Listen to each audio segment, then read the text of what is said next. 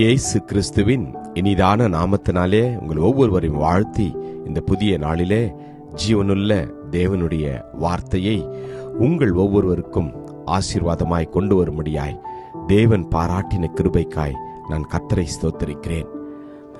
ஏசாயா 41:10 நீ பயப்படாதே, நான் உன்னுடனே இருக்கிறேன். திகையாதே, நான் உன் தேவன்.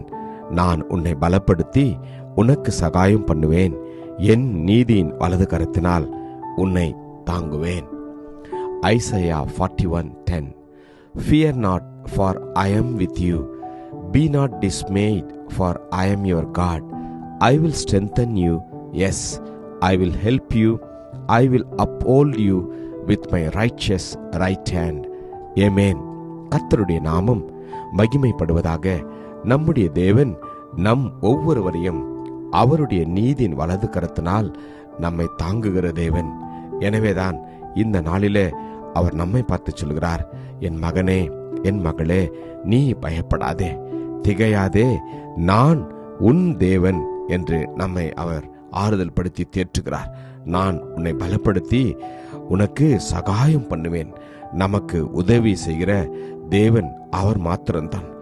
என்னுடைய நீதியின் வலது கரத்தினால் நம்மை தாங்குவேன் என்று சொல்கிறார். ஆம், அவருடைய கரத்தினாலே நம்மை ரட்சித்தவர். அவருடைய கரத்தினால் நிச்சயமாய் நம்மை அவர் மூடுவார். அவருடைய கரம் உங்களையும் என்னையும் ஒவ்வொரு நாளும் உருவாக்கி வருகின்றது. வேதம் சொல்கின்றது, உம்முடைய ரட்சிப்பின் கேடகத்தையும் எனக்கு தந்தீர், உம்முடைய வலது கரம் என்னை தாங்குகிறது, உம்முடைய காருண்யம் என்னை பெரியவனாக்கும். ஆமேன். கர்த்தர் நம் ஒவ்வொருவரையும் அவர் எப்பொழுதும் காக்கிற தேவனாயிருக்கின்றார்.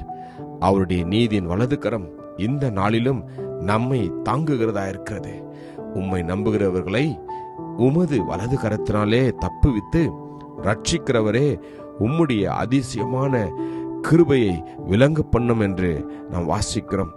இந்த நாளிலே கர்த்தர் நம் ஒவ்வொருவரையும் அவருடைய வார்த்தையினால் தேற்றி ஆறுதல் படுத்தி வழி நடத்துவாராக. வார்த்தையை நாம் நம்புவோம். நம் ஆத்துமாவை அவர் காப்பார். நம்முடைய வழியை அவர் காப்பார். நம்முடைய இருதயத்தை அவர் காப்பார்.